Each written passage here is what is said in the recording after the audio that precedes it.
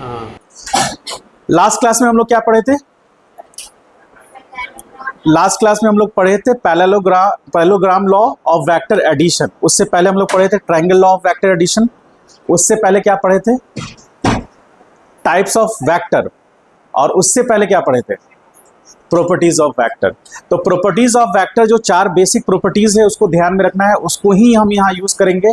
और हम बार बार इस बात को आपको एहसास कराएंगे कि प्रॉपर्टीज ऑफ वेक्टर याद करना कितना जरूरी है। ठीक है? If you don't know, if you are forgetting properties of vector, it means you are forgetting basic nature of vector. ठीक है? आपको वो याद नहीं रहेगा, तो आपको प्रॉपर्टीज ध्यान में रहना चाहिए। ठीक है? प्रॉपर्टीज को ध्यान में रखने के लिए क्या करना पड़ेगा हमको? उसको रिवाइज रखना पड़ेगा, क्योंकि अपकमिंग टेस्ट होगा तो आप उस टेस्ट में वो प्रॉपर्टीज के बेस पर बहुत सारे क्वेश्चन सॉल्व कर सकते हैं। आगे जाकर के 11th के जो भी टॉपिक्स हैं उसमें हम लोग जो डिस्कशन करेंगे तो उसमें हम देखेंगे कि जहां जहां टॉपिक्स में प्रॉपर्टीज आया है, जैसे आप लोग 11th का एनसीईआरटी किताब कभी खोलते हुए देखे हैं अपने आप को? एकदम नया किताब है एनसीईआरटी का, सेकेंड हैंड लिए थे, नया किताब किसी ने लिया है? उसको खोलिए और ऐसे उसका महक को सूंघिए, एकदम अच्छा लगेगा, प्रिंटिंग। ठीक है? तो उसमें आपको पढ़ना है मैकेनिकल प्रॉपर्टीज ऑफ फ्लूइड। देख लीजिएगा, मतलब कैसा प्रॉपर्टी? Mechanical property. किसका? फ्लूइड का। फ्लूइड किसको कहते हैं? 9th क्लास में आप पढ़ लिए हैं, पढ़े हैं कि नहीं पढ़े हैं? तो फ्लूइड पता है? हाँ, the quantity which can flow. यही तो रट के आए हैं। ठीक है, इसका अलग पॉइंट ऑफ व्यू बताया जाएगा। ठीक है, ताकि आपको रटने की जरूरत ना पड़े। आप सेकंड पॉइंट समझिए। उसके बाद आएगा मैकेनिकल प्रॉपर्टीज ऑफ सॉलिड। कैसा प्रॉपर्टीज? Mechanical properties. किसका? सॉलिड का। इससे पहले कौन था? मैकेनिकल प्रॉपर्टीज ऑफ फ्लूइड, मतलब फ्लूइड का मैकेनिकल प्रॉपर्टीज। प्रॉपर्टीज जहां भी आ रहा है आपको हाईलाइट करना है उसको, क्योंकि यहीं से क्वेश्चन उठेगा। उसके बाद आगे आ जाएगा थर्मल प्रॉपर्टीज ऑफ मैटर। तो थर्मल प्रॉपर्टीज यानी हीट और वर्क ट्रांसफर की बात होगी, जो कि अभी आपके सीनियर का अभी खत्म ही हुआ है। तो ये चीज को ध्यान में रखना कि जहां प्रॉपर्टीज है वो उस चैप्टर का थीम पॉइंट है, उस चैप्टर का मेन पॉइंट है, उससे आपको कॉम्प्रोमाइज नहीं करना है, और यहीं पर वो चीज बार बार आएगा। ठीक है? तो पैरेललोग्राम लॉ में हम लोग क्या देखे थे वेक्टर एडिशन में, कि हम लोग किसी भी 2 वेक्टर को टेल टू टेल ऐड करेंगे तो उनका यदि वो एक पैरेललोग्राम के एडजेसेंट साइड्स को रिप्रेजेंट कर रहा है, एक पैरेललोग्राम के एडजेसेंट साइड्स को रिप्रेजेंट कर रहा है, तो वो उसका रिजल्टेंट उस पैरेललोग्राम के डायगोनल से पास करेगा, और वो डायगोनल कौन सा होगा? जहां कॉमन टेल पॉइंट होगा उससे पास करने वाला डायगोनल ही रिजल्टेंट होगा। क्लियर है ये चीज? यही चीज को कल हम लोग डिस्कस किए थे ग्राफिकल मेथड से, आज हम लोग उसको डिस्कस करेंगे एनालिटिकल मेथड से। तो एनालिटिकल मेथड मतलब उसमें हम लोग मैथमेटिकल अप्रोच लगाएंगे और एक फाइनल फार्मूला निकालेंगे, जिस फार्मूला के बेस पर हम ये डिसाइड कर सकते हैं कि एक वेक्टर का मैग्नीट्यूड जो रिजल्टेंट है, किसी वेक्टर के 2 वेक्टर का जो रिजल्टेंट है, वो रिजल्टेंट का मैग्नीट्यूड किन किन फैक्टर पर डिपेंड करेगा, उसका डायरेक्शन किन किन फैक्टर पर डिपेंड करेगा। वो दोनों चीजों को हम रिलेट करेंगे। आपको पता है एंगल ऑफ वेक्टर किसको कहते हैं? किसको कहते हैं? इट इज, फिर से हम लोग कहां आ गए? प्रॉपर्टीज ऑफ वेक्टर पर। तो बताइए एंगल ऑफ वेक्टर किसको कहते हैं? Very good. The smaller angle between 2 vectors when vectors are arranged tail to tail. तो उसके स्मॉलर एंगल को एंगल ऑफ वेक्टर बोलेंगे। पैरेललोग्राम में भी हम लोग देखे थे। ठीक है, आइए अब हम लोग यहां पर आते हैं।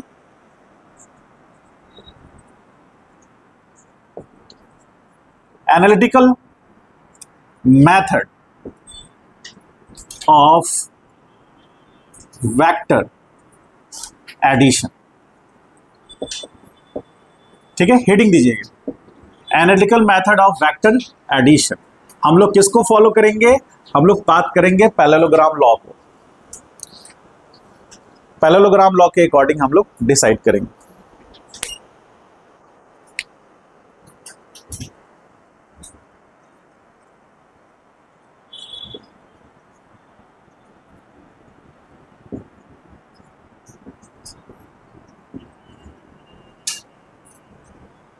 According to parallelogram law. ठीक है, ध्यान समझिए, लिख ली सब लोग? लिख ली हो तो अब सिर्फ यहां पर ध्यान दीजिए, अब लिखना नहीं है, सिर्फ ध्यान से देखिए स्टेप बाय स्टेप। हम क्या कर रहे हैं कि दो वेक्टर को टेल टू टेल ऐड कर रहे हैं, टेल टू टेल अरेंज कर रहे हैं दो वेक्टर्स को, ठीक है। तो जैसे मान लीजिए कि यहां हमारे पास एक वेक्टर ये है,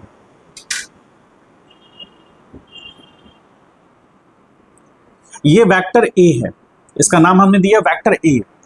अब यहां पर इसके टेल पॉइंट के साथ एक दूसरा वेक्टर ऐड हो रहा है, इस वेक्टर का नाम हमने बी वेक्टर रखा। ध्यान से समझिएगा स्टेप बाय स्टेप, आगे पूरा का पूरा ये बोर्ड भरेगा, वहां तक जाकर के यहां पर आपका फाइनल एक्सप्रेशन आएगा, ठीक है। तो यहां से वहां तक का सफर स्टेप बाय स्टेप समझिएगा। अभी हम लोग जो बात कर रहे हैं वेक्टर के सबसे इनिशियली सबसे इंपॉर्टेंट पार्ट की बात कर रहे हैं, इसके बाद सारे पॉइंट्स इंपॉर्टेंट होंगे, लेकिन इनिशियल पॉइंट सबसे इंपॉर्टेंट है। तो दो वेक्टर हैं, वेक्टर ए और वेक्टर बी। अंधा भी कह सकता है वेक्टर बी छोटा है, ठीक। अब थीटा क्या है? Theta be the angle between two vectors, यानी थीटा एंगल ऑफ वेक्टर्स होंगे, कौन कौन? A and B. इस पॉइंट को हम मान लेते हैं ओ, ठीक है। तो पैरेललोग्राम लॉ के हिसाब से उसके अकॉर्डिंग हम क्या करेंगे कि ये ए वेक्टर को, एक वेक्टर के पैरेलल हम एक वेक्टर और ड्रॉ करेंगे, होगा ना, इस वेक्टर ए के पैरेलल होगा। तो वेक्टर ए के पैरेलल हम जब ड्रॉ कर रहे हैं तो ये भी वेक्टर ए ही होगा by the properties of vector. If we shift a vector parallel to itself in a same plane, vector is not going to change, that is properties number 3, ठीक है। और इसको एंगल ऑफ वेक्टर्स बोलेंगे, that is properties number 4, ठीक है। तो vector change नहीं होगा, इसको पैरेलल शिफ्ट करते तो ऐसा दिखता, लेकिन पैरेलल शिफ्ट हुआ नहीं है, इसलिए डॉटेड लाइन से ड्रॉ हुआ, ठीक है। आइए, ये पैरेलल दिख रहा है, ठीक। अब यहां से इसको हम कनेक्ट करेंगे तो ये होगा वेक्टर बी, होगा ना। तो ये वेक्टर बी है तो पैरेलल में ये वेक्टर बी, जैसे वेक्टर ए है उसके पैरेलल में ये वेक्टर ए है, ठीक है। एक पैरेललोग्राम बन गया। अब इसका रिजल्टेंट हमको दिखाना है, तो इसके रिजल्टेंट के लिए हम ऐसे ड्रॉ कर सकते हैं, होगा ऐसे ड्रॉ करेंगे। तो ये जो वेक्टर होगा, कौन सा वेक्टर? इस वेक्टर को हम आर वेक्टर नाम दे रहे हैं। तो जो ब्लू कलर से मैंने ड्रॉ किया है इसका क्या नाम दे रहे हैं? R vector. तो आर वेक्टर की खासियत क्या है? ये रिजल्टेंट वेक्टर होगा किसका? Vector A plus vector B का। ये हम लोगों ने कल देखा था, ऐसा होता हुआ, यहां तक कोई दिक्कत नहीं, यहां तक हम लोग करते हुए देखे थे, तो ये तो क्लियर है। अब आइए इसके आगे का काम हम लोग करते हैं, ठीक है। अब हम क्या करेंगे? कंस्ट्रक्शन करेंगे। कुछ कंस्ट्रक्शंस क्या करेंगे, ध्यान से देखिएगा। जस्ट हम वेक्टर बी को नाम यहां पर डिस्प्लेस किए हैं। अब हम क्या कंस्ट्रक्शन करने जा रहे हैं, क्योंकि एनालिटिकल मेथड पढ़ रहे हैं तो हम इसमें एक फार्मूला डिराइव करने जा रहे हैं। सबसे पहले क्या करेंगे कि इस पॉइंट का नाम देंगे, इसका ओ पॉइंट नाम है, इस पॉइंट का नाम हम मान लीजिए कि एन रखते हैं। तो यहां से एन, ओ से एन पॉइंट को आगे एक्सटेंड करेंगे, ठीक है। ओ से एन को आगे एक्सटेंड किया, हमने अपने मन से कंस्ट्रक्शन किया है, कोई ये वेक्टर नहीं है। अब यहां से इस पॉइंट को नाम हम दे रहे हैं मान लीजिए पी। तो पी से हम ओ एन वैक्टर को जो एक्सटेंड किए हैं उस पर एक परपेंडिकुलर ड्रॉ कर रहे हैं। तो ये एंगल कितना होगा? ये एंगल 90 होगा, और जहां वो मैच कर रहा है इस पॉइंट को एम कह रहे हैं, ठीक है। क्या किए? ओ से एन को एक्सटेंड किए, और जो पी पॉइंट है, पी पॉइंट से एक परपेंडिकुलर ड्रॉ किए, किस पर? ओ से एन के एक्सटेंडेड पॉइंट को। कहां मैच किया? कहां मैच किया? वो एम पॉइंट पर मैच किया। तो ऑब्वियसली ये क्या होगा? ये परपेंडिकुलर है ना, दिख नहीं रहा है, रुक जाइए। तो ये पॉइंट एम होगा और ये एंगल 90 डिग्री होगा, ठीक है। अब हमको क्या करना है? आप में से कोई बता सकता है कि ये एंगल कितना होगा? क्या नाम है तुम्हारा? तेजस। हाँ, तेजस मार्क 2, ठीक है, अच्छी बात है, वेरी गुड नेम। बताइए, बता सकते हो कितना एंगल होगा ये? हाँ, क्यों?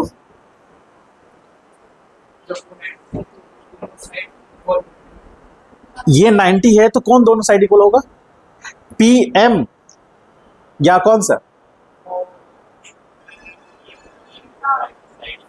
पीएम और कौन सा इक्वल है? पीएम और कौन इक्वल है? पीएम को और पीएन इक्वल है? कैसे इक्वल है? नहीं नहीं, इक्वल नहीं है। इक्वल कैसे हो सकता है? थीटा होगा। Very good. चलिए, थीटा होगा। क्यों होगा? देखिए, ये वेक्टर ए को एक्सटेंड करने से बना है, तो वेक्टर ए के साथ जो एंगल बना रहा है वेक्टर बी, वही तो एंगल यहां भी बन रहा है, इसलिए थीटा एंगल होगा। ठीक है, अब ध्यान से हमको कौन से ट्रायंगल में देखना है? अब हमको देखना है इन ट्रायंगल। इन ट्रायंगल कौन सा ट्रायंगल है? ये राइट एंगल ट्रायंगल है, तो लिखेंगे राइट एंगल ट्रायंगल। कौन सा राइट एंगल ट्रायंगल? तो ट्रायंगल का नाम देंगे एन एम पी। ठीक है, राइट एंगल ट्रायंगल है ना ये, क्योंकि एक एंगल क्या है? 90 डिग्री। ठीक, तो एक एंगल 90 डिग्री है, तो हम यदि मान लीजिए लिखना चाहें साइन थीटा, तो साइन थीटा क्या होगा इस केस में? साइन थीटा बराबर परपेंडिकुलर बाई हाइपोटेनस, तो परपेंडिकुलर कितना हो गया? पी एम, और हाइपोटेनस कितना हुआ? पी एन होगा। ठीक है, अब आइए, तो साइन थीटा ये है, पी एन का वैल्यू पता है आपको क्या? वेक्टर वी का मैग्नीट्यूड, तो P N is equal to mod of vector B is equal to B, लिख सकते हैं। ठीक, तो पी एन हमको पता है, तो यहां पर हम बी लिख सकते हैं, तो पी एम बराबर कितना आ गया? बी साइन थीटा होगा ऐसा। अब इसी ट्रायंगल में कॉस थीटा के कैसे लिखेंगे? कॉस थीटा बराबर क्या होता है? तो बेस कितना है? एन एम, तो एन एम डिवाइड बाई क्या करके कितना करेंगे हम लोग? पी एन, और पी एन पता है बी है, तो ये इधर आएगा, तो N M is equal to कितना होगा? B cos theta. तो क्या हम ऐसा लिख सकते हैं यहां बी कॉस थीटा, और इसको क्या लिख सकते हैं? लिख सकते हैं ऐसा, यानी कि ये जो लेंथ होगा, हाइट, ये बी साइन थीटा है, और ये जो लेंथ है यहां से, ये बी कॉस थीटा है। ठीक है, ऐसा कर सकते हैं हम लोग। चलिए, यहां तक क्लियर है, कोई इशू नहीं। अब आइए आगे, अब हम लोग बात करते हैं इन ट्रायंगल। ध्यान से देखिएगा और इससे मैच कीजिएगा वहां पर। कौन सा? In right angle triangle. कौन सा ट्रायंगल की बात कर रहे हैं? Triangle O M P.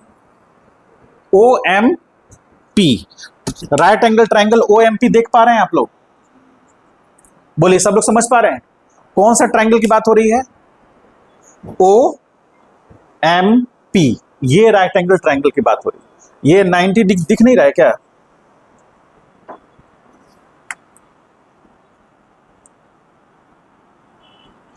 तो ये पॉइंट एम हो गया ना, ये एंगल कितना हो गया? 90 डिग्री। तो हम किसकी बात कर रहे हैं? हम बात कर रहे हैं ट्रायंगल कौन सा? ओ एम पी, एक राइट एंगल ट्रायंगल है। ठीक है, राइट एंगल ट्रायंगल में हमको ये एंगल देखना पड़ेगा कौन सा है। ये एंगल को हम अल्फा मान रहे हैं, इस एंगल को बीटा मान रहे हैं। तो right angle triangle O M P में हमको एंगल अल्फा नजर आ रहा है, और राइट एंगल कौन सा एंगल है यहां पर? हाँ, तो राइट एंगल हम यदि यहां लिखना चाहें कि कौन सा, क्या लिखना चाहें? ओ पी स्क्वायर बराबर ओ एम का स्क्वायर प्लस क्या लिखेंगे? एम पी का स्क्वायर। क्या ऐसा लिख सकते हैं? बोलिए, राइट एंगल ट्रायंगल के हेल्प से हम पाइथागोरस थ्योरम से ये लिख सकते हैं ना, ये हमारा राइट एंगल ट्रायंगल है। तो राइट एंगल ट्रायंगल में पर हाइपोटेनस स्क्वायर बराबर base square plus perpendicular square. कर सकते हैं ना? तो वो चीज हमने किया। ओपी स्क्वायर बराबर क्या लिखे? O M square plus M P square. ठीक है, अब हमको एक चीज बताइए कि ओपी को हम क्या लिख सकते हैं? क्या ओपी को हम आर वेक्टर का मॉड लिख सकते हैं? बोलिए, आर लिख सकते हैं। तो यहां पर हम क्या लिख रहे हैं, आर। तो are square is equal to O M. O M को हम क्या लिख सकते हैं बताइए। ये पॉइंट एम है और ये पॉइंट कितना है, एन है। तो हम क्या लिख सकते हैं, देखिए ध्यान से, इसको ओ एन प्लस क्या लिखेंगे, N, O N plus N M का स्क्वायर, ऐसा लिख सकते हैं। बोलिए, ओ से एम लिख रहे हैं तो ओ से एम को ओ टू एन और प्लस एन एम लिख सकते हैं स्क्वायर, और प्लस एमपी। एमपी कितना है बोलिए, एमपी बी साइन थीटा है परपेंडिकुलर, तो उसकी जगह पर एमपी की जगह बी साइन थीटा का स्क्वायर लिख दिए। और ओ एम, ओ से एम मतलब किससे बना है, ओ से एन और एन से एम, दोनों को ऐड कर दिए। ठीक है, अब इसके बाद हम यहां आते हैं, तो देखिए R square is equal to, अब यहां पर ओ एन को क्या लिख सकते हैं, ओ एन को mod of a vector is equal to a लिख सकते हैं क्या। ओ एन बेसिकली लेंथ है जो किस वेक्टर के मैग्नीट्यूड को रिप्रेजेंट कर रहा है, वेक्टर ए के मैग्नीट्यूड को। वेक्टर ए का ये लेंथ हो गया, और वो लेंथ कितना है, ओ से एन, तो उसके मैग्नीट्यूड को हम रिप्रेजेंट कर सकते हैं ऐसे।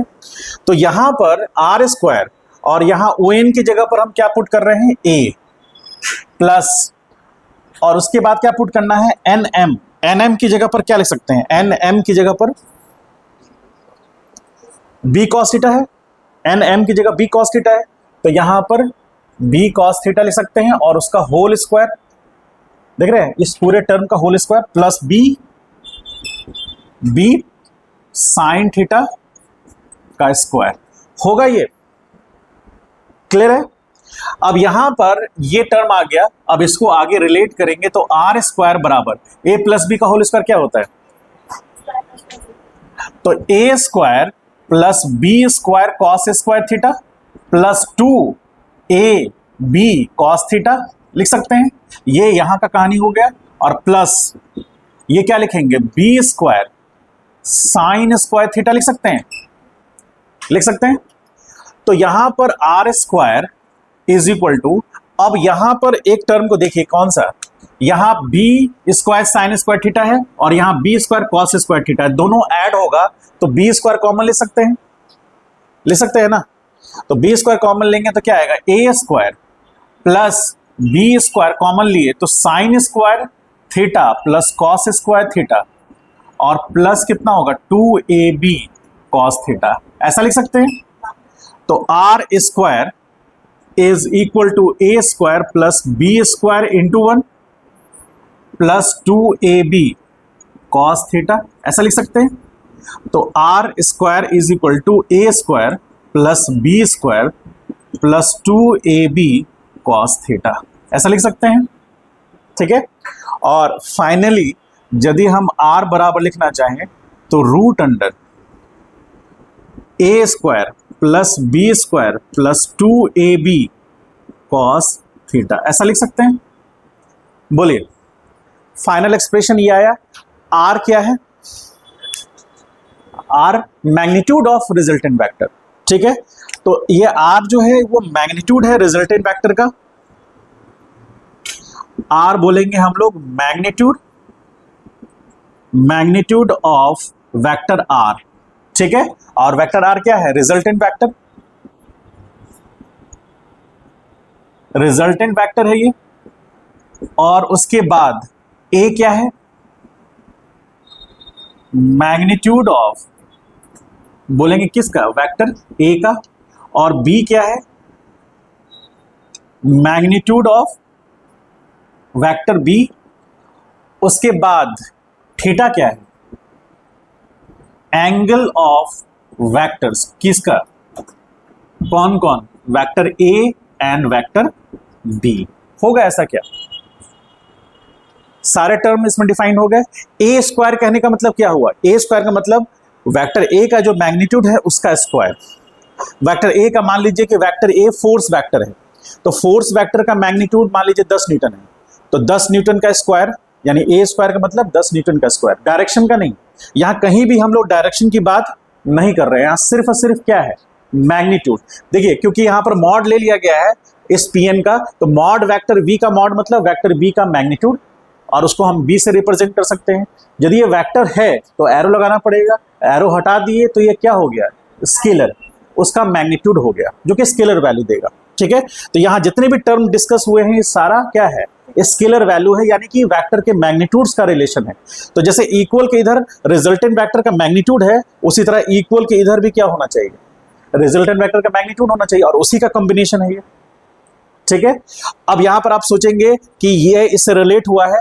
अब थीटा क्या है, थीटा एंगल बिटवीन वेक्टर्स है। अब आपको यहां पर यह समझना है कि यदि थीटा का अलग अलग वैल्यू रखें, थीटा का वैल्यू यदि हम 0 मान लें, 0 कब होगा, जब वेक्टर बी पूरी तरह से वेक्टर ए पर ओवरलैप कर जाएगा। थीटा अभी है ना, तो थीटा 0 कब होगा, थीटा 0 होगा तो ये ऐसे ओवरलैप कर जाएगा, ओवरलैप कर जाएगा तो वेक्टर ए और बी के बीच का एंगल 0। उस केस में यदि हम थीटा का वैल्यू 0 पुट कर देंगे यहां, तो कॉस 0 कितना होगा, 1 होगा। तो a square plus B square plus 2ab कुछ जाना पहचाना लगता है, क्या बनेगा वो, ए प्लस बी का होल स्क्वायर बनेगा, और root under a plus b का होल स्क्वायर क्या देगा, ए प्लस बी देगा, और ए प्लस बी देगा मतलब वेक्टर ए का मैग्नीट्यूड प्लस वेक्टर बी का मैग्नीट्यूड। तो अब याद कीजिए उस पल को जब मैंने आपको बताया था कि दो वेक्टर हैं, जैसे मान लीजिए ऐसे दो वेक्टर हैं, तो वेक्टर ए और वेक्टर बी, अब इनके बीच का एंगल 0 हो गया, तो ये 4 न्यूटन लगा रहा था, ये 3 न्यूटन लगा रहा था, तो दोनों ऐड होकर कितने हो गए, 7, वही होगा भी। समझ पाए कुछ, इसको राइट डाउन कीजिए, कंप्लीट कीजिए, फिर डायरेक्शन पे आते हैं। चलिए, किसी को कहीं डाउट है तो पूछ लीजिए। करेंगे ना तो और मैग्नीट्यूड पे काम करेंगे, फिलहाल इस पोर्शन को खत्म कर ले। तो इसका मैग्नीट्यूड हो गया, अब हम डायरेक्शन की बात करेंगे। तो डायरेक्शन के लिए हमें दो चीज पे ध्यान देना है। एक तो यहां पर थीटा क्या है, theta is equal to alpha plus beta हो सकता है क्या, अल्फा क्या है, थीटा तो हमको पता है, तो अल्फा क्या है, alpha angle, angle made by R vector with first vector. First vector मतलब हम फर्स्ट वेक्टर क्या मान रहे हैं, किसको, वेक्टर ए को मान रहे हैं फर्स्ट वेक्टर। ठीक है, अब ए की जगह कोई भी वेक्टर हो सकता है, फर्स्ट वेक्टर की बात करेंगे, इसको फर्स्ट मानते हैं, इसको सेकंड मानते हैं। इन जनरल ऐसा कोई हार्ड एंड रूल नहीं है, लेकिन इन जनरल हम इसको फर्स्ट वेक्टर मानते हैं, इसको सेकंड मानते हैं। ठीक है, तो अल्फा क्या है, रिजल्टेंट वेक्टर जो किसके साथ एंगल बना रहा है, फर्स्ट वेक्टर के साथ एंगल बना रहा है। ठीक है, अब आ जाइए बीटा, बीटा है angle made by resultant vector R with second vector, second vector कौन सा, बी, उसके साथ एंगल बन रहा है। ठीक है, तो अब हमको सबसे पहले निकालना है tan alpha. tan alpha represent करेगा, यहां अल्फा रिप्रेजेंट करेगा रिजल्टेंट वेक्टर का डायरेक्शन, किसके साथ, वेक्टर ए के साथ, यानी फर्स्ट वेक्टर के साथ। तो यहां tan अल्फा बराबर क्या लिखा हुआ है, क्या मिलेगा, यहां इस ट्रायंगल में देखेंगे कौन सा, ओ पी और एम में यदि हम देखेंगे तो tan अल्फा क्या रिप्रेजेंट करेगा, तो b sine theta upon a plus B cos theta represent करेगा। तो यहां पर जो अल्फा हुआ, यहां पर ये अल्फा वो एंगल है, तो अल्फा बराबर हम लिख सकते हैं tan inverse b sine theta upon a plus B cos theta, ये उसको रिप्रेजेंट करेगा। अल्फा यहां पर एंगल होगा, इसी को हम लोग डायरेक्शन के लिए रिप्रेजेंट करेंगे। ठीक है, ये अल्फा हुआ यहां से। अब हम बात करते हैं बीटा का, तो बीटा निकालने के लिए हमको क्या करना पड़ेगा, तो beta is equal to theta minus alpha होगा ना, तो beta is equal to theta minus alpha. तो यदि दोनों साइड हम tan यूज करते हैं तो tan beta is equal to tan क्या होगा, बताइए, tan थीटा माइनस अल्फा होगा। बोलिए, यहां से हम क्या लिख सकते हैं, this implies alpha is equal to theta minus beta लिख सकते हैं, होगा ऐसा। तो यहां पर बीटा बराबर थीटा माइनस अल्फा किया, दोनों साइड tan लगाए, तो tan बीटा बराबर tan theta minus alpha. tan b minus c या tan a माइनस बी का फॉर्मूला क्या होता है, बोलो? वो तो a प्लस बी का होल स्क्वायर हो गया। tan a माइनस बी का फॉर्मूला पढ़े हैं आप लोग? नहीं पढ़े हैं, कोई बात नहीं, देखिए यहाँ पर यदि नहीं पढ़े हैं तो यहाँ देख लीजिए। tan a माइनस बी का फॉर्मूला होता है tan a, तो a की जगह क्या है थीटा, प्लस tan b यानी अल्फा अपॉन यहां 1 minus tan theta into tan alpha. पढ़ा था, याद है? कहीं देखे हैं? चलिए ठीक है, ठीक है, कोई बात नहीं, रिवाइज हो गया एक बार। यदि यहाँ प्लस होगा ना तो यहाँ माइनस हो जाएगा, यहाँ प्लस हो जाएगा, ठीक है। और जो चूंकि यहाँ पर माइनस है तो यहाँ प्लस होगा और यहाँ माइनस हो जाएगा, ठीक है। अब इसके आगे आइए, तो इसको आगे एक्सप्लोर करते हैं हम थोड़ा। तो यहाँ पर tan बीटा है, तो tan beta is equal to tan theta कितना है हमारे पास, tan थीटा कितना है sin theta by cos theta, ठीक है, माइनस सॉरी प्लस यहाँ tan अल्फा की वैल्यू कितनी है b sin theta upon a plus B cos theta, होगा इतना।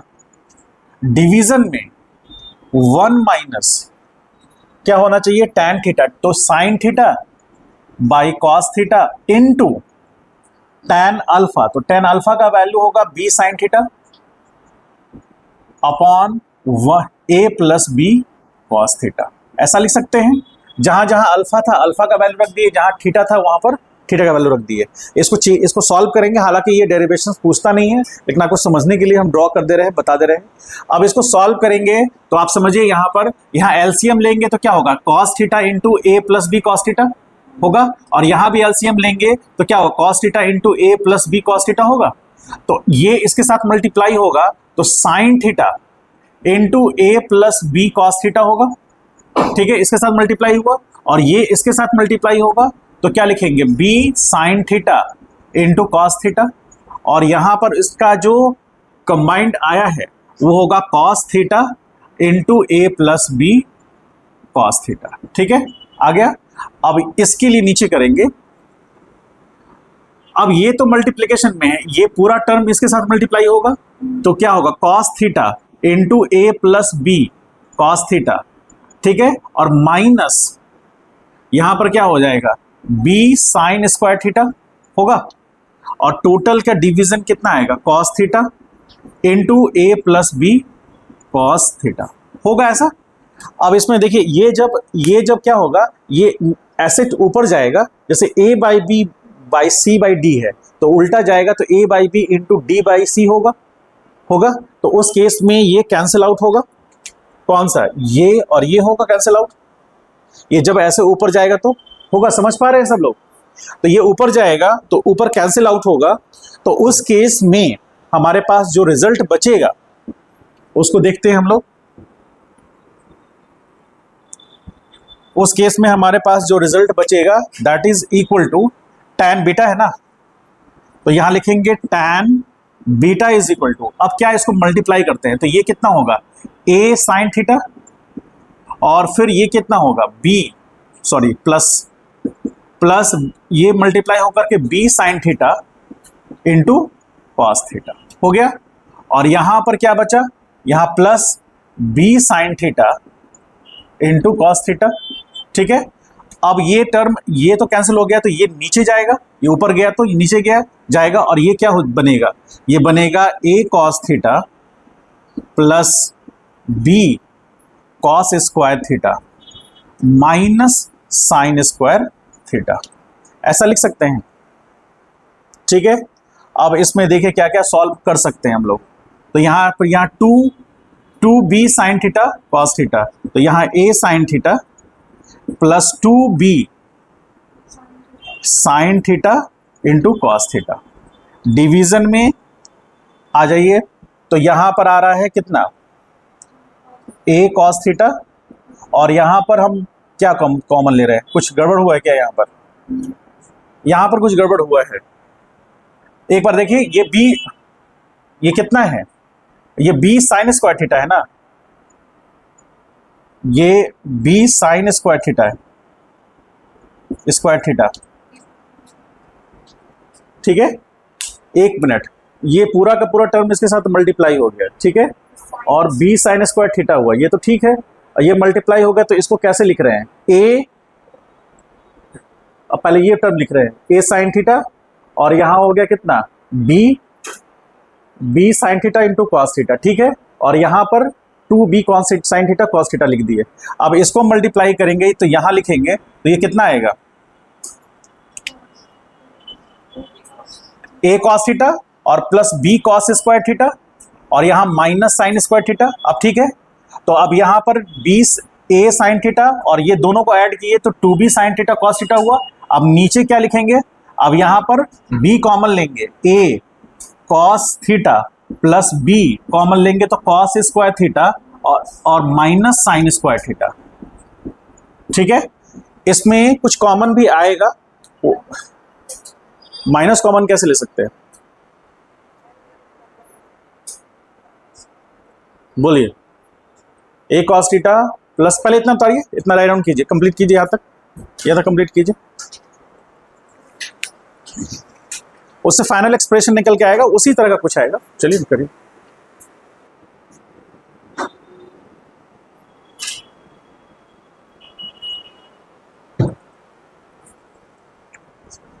तो sine square theta plus cos square theta का माइंडली क्या हो जाएगा, 1 होगा ना, तो यहां a cos theta plus b बचेगा। तो फाइनली एक्सप्रेशन में जो हम लिखेंगे tan beta is equal to क्या आएगा, a sine theta upon b plus a cos theta, लिख सकते हैं ऐसे। तो ये हमारा फाइनल एक्सप्रेशन है, जो कि बीटा का खासियत क्या है, बीटा क्यों इंपॉर्टेंट है, बीटा इसलिए इंपॉर्टेंट है क्योंकि ये किसके बीच का एंगल है, बीटा रिजल्टेंट वेक्टर जो कि सेकंड वेक्टर के साथ बना रहा है एंगल वो है, और अल्फा रिजल्टेंट वेक्टर जो फर्स्ट वेक्टर के साथ एंगल बना रहा है वो है। तो फर्स्ट वेक्टर के साथ मतलब वेक्टर ए के साथ जो एंगल बनेगा वो अल्फा है रिजल्टेंट का, और बीटा रिजल्टेंट वेक्टर जो वेक्टर बी के साथ यानी सेकंड वेक्टर के साथ जो एंगल बना रहा है वो है। सिमिलैरिटी क्या है, tan अल्फा बराबर B sine theta upon a plus B cos theta है, और वहां tan बीटा बराबर क्या आया। तो इंपॉर्टेंट बात ध्यान दीजिएगा, तो जहां जहां ए है वहां वहां बी आ गया, और जहां जहां बी है वहां वहां ए आ गया। आना भी चाहिए, क्यों आना चाहिए, क्योंकि यहां अल्फा बी ए के साथ में जो एंगल बना रहा है वो है, और बीटा बी के साथ है, तो उसका जस्ट रिवर्स ये रिलेशन दे दिया। और इसको भी कहीं कहीं क्वेश्चंस में थोड़ा लेवल बढ़ाता है, तो ये मतलब इस रिजल्ट्स पे भी क्वेश्चन दे देता है। जनरली 80% क्वेश्चंस में ये रिजल्ट्स पर क्वेश्चंस रहेंगे, 20% केसेस में थोड़ा लेवल बढ़ाएगा, कि जनरली बुक में इस बात को मेंशन नहीं करता है कि बीटा जो एंगल है वो कैसे एक्सप्रेस किया गया है। तो यहाँ पर a sine theta upon b plus a cos theta, generally क्या करते हैं कि अल्फा निकाल लेते हैं इससे, और उसके बाद बोलता है find the angle between resultant vector and second vector, तो हम क्या करते हैं इसको निकाल लेते हैं, क्योंकि एंगल ऑफ वेक्टर दिया होता है, एंगल ऑफ वेक्टर से मैग्नीट्यूड निकल गया, तो हमको एंगल ऑफ वेक्टर पता था, मैग्नीट्यूड निकल गया, तो मैग्नीट्यूड निकला तो थीटा निकला, थीटा हमको पता था, थीटा निकला, और अल्फा हम निकाल लिए वहां से, तो हम डायरेक्टली बीटा वहां से निकाल सकते हैं। लेकिन यदि हमको अल्फा नहीं दिया हुआ है तो हम बीटा को डायरेक्ट इससे निकाल सकते हैं, ठीक है। तो वो क्वेश्चन में यदि आपसे वो निकलवाएगा, तो यदि आपको सिर्फ वो याद है, ये याद नहीं है, तो इससे निकालने के बाद आप उसको निकालेंगे, लेकिन यदि ये याद है तो डायरेक्ट निकाल लेंगे, क्वेश्चन बन जाएगा। हो गया कंप्लीट। इसमें अब छोटा सा क्वेश्चन देते हैं, आप लोग इस पर डिस्कस करेंगे, पहले हम अपने बनाएंगे फिर कुछ क्वेश्चंस आपको देंगे। कोई डाउट है किसी को मन में कोई दुविधा, कोई सवाल है तो जरूर। क्या राहुल, कुछ क्वेश्चन नहीं है?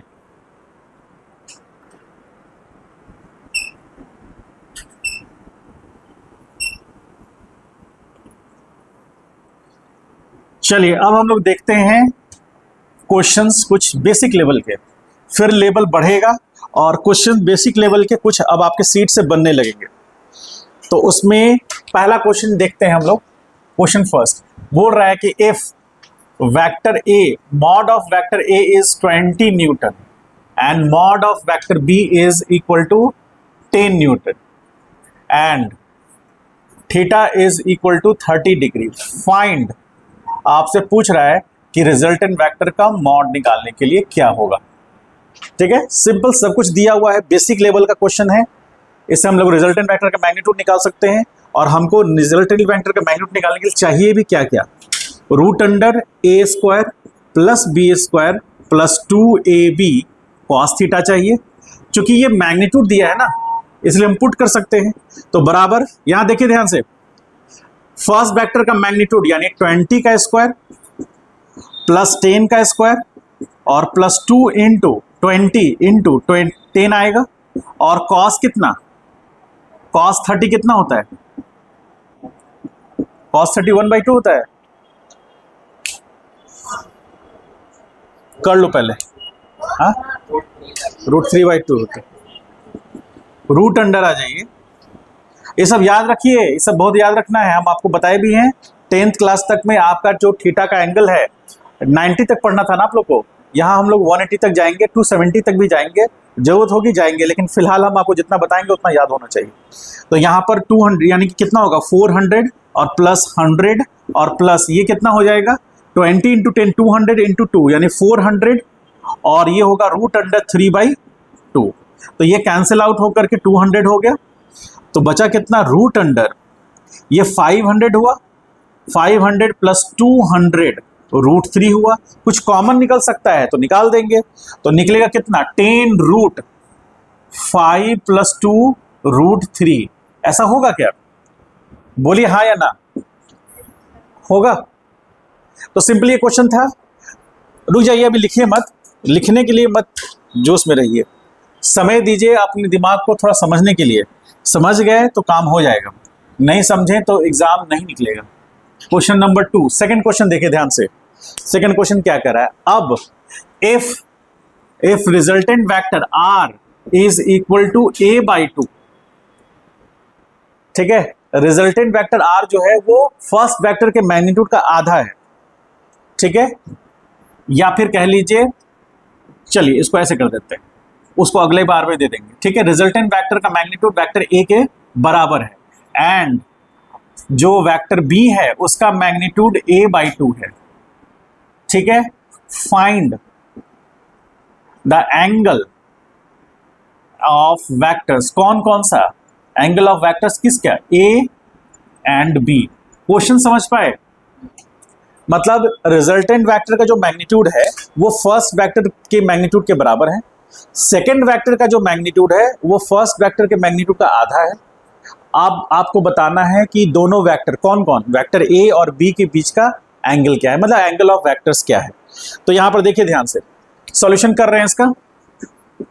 तो रिजल्टेंट वेक्टर आर बराबर हमें क्या पता है, रूट अंडर ए square plus B square plus 2ab cos theta पता है ना, अभी तुरंत हम लोग पढ़े, देख लीजिए ध्यान से, अभी आराम से उतारिएगा, बाद में नहीं भी उतरेगा, रिकॉर्डिंग है, आराम से घर जाकर के 4 बजे रिकॉर्डिंग देख लीजिएगा, उसमें भी कोई डाउट हो तो अगले दिन आकर के पूछ लीजिए, नहीं तो फिर अगले दिन पूछ ही लेंगे, ठीक है।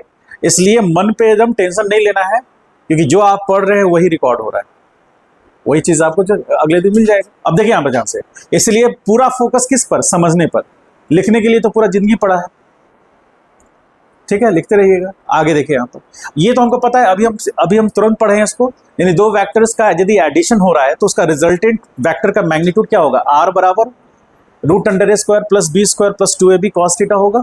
थीटा क्या है, दोनों के बीच का एंगल है, ठीक है।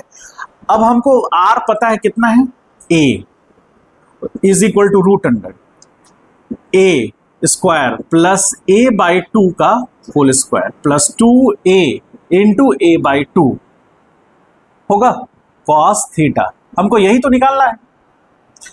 अब दोनों तरफ स्क्वायर कर देंगे तो ये a स्क्वायर होगा बराबर a square plus a square by 4 होगा, प्लस ये कैंसिल आउट हो गया तो a स्क्वायर होगा, सिर्फ कॉस थीटा होगा, ये a से कैंसिल होगा, यहां 0 आ जाएगा,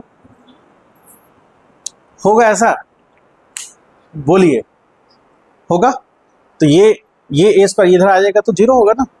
अब जीरो होगा तो यहां पर ये इधर आएगा तो कितना होगा, माइनस ए स्क्वायर बाई 4 बराबर कितना, कॉस थीटा। क्या ऐसा लिख सकते हैं, बोलिए। तो यहां से ए स्क्वायर कैंसिल आउट हुआ तो कॉस थीटा बराबर कितना आ गया, -1/4। थीटा का वैल्यू निकल गया। अब आप बोलेंगे कि सर यदि कॉस थीटा का वैल्यू इतना है, ठीक है, कॉस थीटा का वैल्यू इतना है -1/4, तो इसका मतलब है कि थीटा किस क्वाड्रेंट में लाई कर रहा है, बोले। थीटा यदि नेगेटिव है, कॉस थीटा का वैल्यू नेगेटिव है, सेकंड में, थर्ड में भी हो सकता है, ठीक है, सेकंड क्वाड्रेंट या थर्ड क्वाड्रेंट में लाई कर सकता है, ठीक है। तो सेकंड क्वाड्रेंट थर्ड क्वाड्रेंट में लाई करेगा यदि साइन का वैल्यू पॉजिटिव आ गया, इसका मतलब सेकंड क्वाड्रेंट में लाई किया है। तो हम यदि कॉस थीटा पता है तो साइन थीटा निकाल सकते हैं, आप लोगों को पता है ना, निकाल सकते हैं। तो मान लीजिए सपोज करें, ये क्वेश्चन में दिया नहीं है लेकिन हम लोग इसको कर रहे हैं, तो साइन थीटा बराबर हम क्या लिखेंगे, sine theta is equal to root under, क्या लिखेंगे बोलिए, बोलो।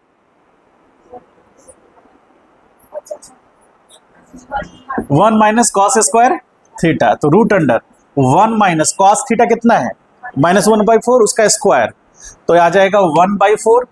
तो यहां 4 - 1 रूट अंडर 3/4 बराबर कितना हो गया, root under 3/2 sine theta. Positive आया या नेगेटिव आया, यानी कि थीटा किस क्वाड्रेंट में, सेकंड क्वाड्रेंट में, क्योंकि साइन थीटा तो फोर्थ क्वाड्रेंट में नेगेटिव होना चाहिए था। समझ पाए इस बात को, आप ये पता कर सकते हैं कि थीटा कौन से क्वाड्रेंट में है, सेकंड क्वाड्रेंट में। अब इसको डायग्राम से थोड़ा हम ड्रॉ, लेकिन कॉस नेगेटिव है ना, आज इसको डायग्राम से देखते हैं हम लोग। ये कौन सा है, वेक्टर ए, ठीक है, ये है वेक्टर आर, बोलिए हाँ, ठीक है, ये वेक्टर आर है, सॉरी ये वेक्टर बी है, हाँ मत बोलिए, आइए ये वेक्टर बी है, अब बोलिए हाँ,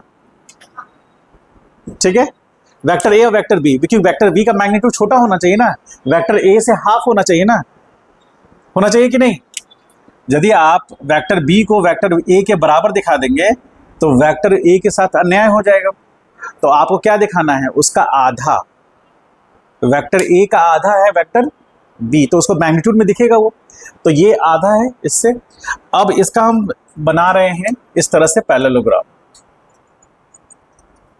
तो यहां पर ये पैरेललोग्राम बन रहा है, ठीक है, तो ये वेक्टर और ये वेक्टर, सॉरी हाँ, तो ये वेक्टर बी है तो ये वेक्टर बी हो गया, ठीक है, और ये वेक्टर ए है तो ये हो गया। अब ये रिजल्टेंट होगा ना, तो ये रिजल्टेंट वेक्टर आर बराबर vector A plus vector B, ये लेंथ क्या होगा, बराबर होगा, यहां आए देखो, ठीक है, और ये एंगल जो है, ये एंगल थीटा, तो थीटा कितना है, ग्रेटर देन 90 डिग्री, क्यों, क्योंकि यहां से आया है रिजल्ट हमारे पास। समझ गए, बोले समझ में आया या नहीं, चलिए राइट डाउन कीजिए, कोई मन में सवाल है तो पूछ लीजिए।